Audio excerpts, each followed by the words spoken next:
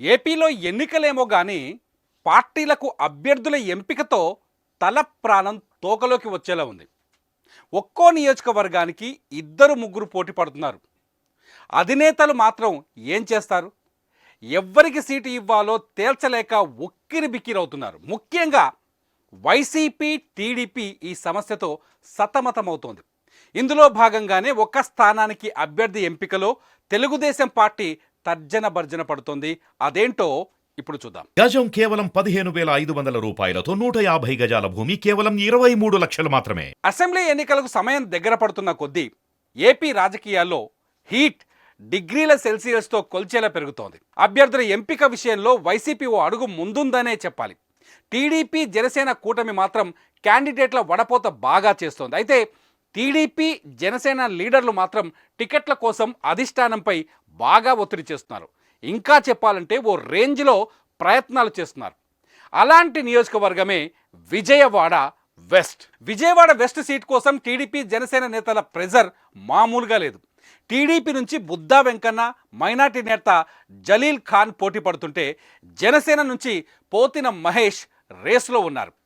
పోతిన మహేష్ కూల్గా ఉన్నారు, కానీ జలీల్ ఖాన్, బుద్దా వెంకన్న మాత్రం తమ అధినేత చంద్రబాబుపై ఒత్తిడి పెంచేందుకు ముమ్మనంగా యత్నిస్తున్నారు.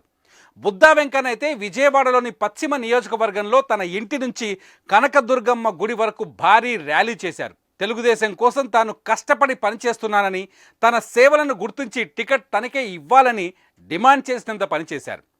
జనసేనతో పొత్తు ఉన్నా తనకే టికెట్ ఇవ్వాలని పవన్ కళ్యాణ్ను కూడా కోరతానని చెప్తున్నారు బుద్దా వెంకన్న. బుద్దా వెంకన్న స్పీడు అలా ఉంటే తానేమీ తక్కువ కాదన్నట్లు జలీల్ ఖాన్ కూడా గేరు మార్చి స్పీడ్ పెంచారు. భారీ సంఖ్యలో బైక్ ర్యాలీ చేశారు.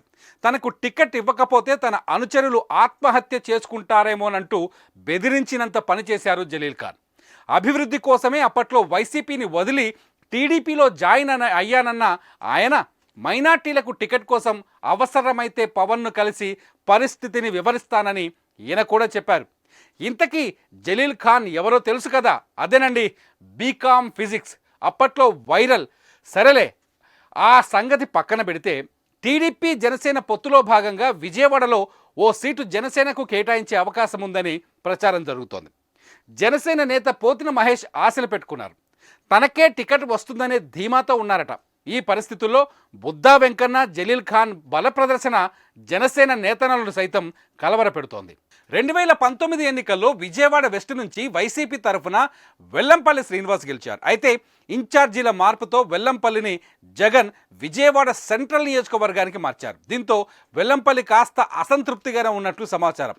మొత్తంగా ప్రధాన పార్టీల నుంచి విజయవాడ వెస్ట్ సీటుకు బాగా డిమాండ్, పోటీ ఏర్పడింది. చివరకు ఇక్కడ ఏ పార్టీ తరఫున ఎవరు బరిలోకి దిగుతారో, ఎన్నికల్లో గెలుపు ఎవరిని వరిస్తుందోనని పక్కన పెడితే టీడీపీ జనసేన కూటమి ఎవరికి సీటు ఇస్తుందో అనేది టాక్ ఆఫ్ ది విజయవాడగా మారింది. మొత్తానికి ఈ సమస్యకు ప్రశాంత పరిష్కారం దక్కాలని కనకదుర్గమ్మను కోరుకుందాం.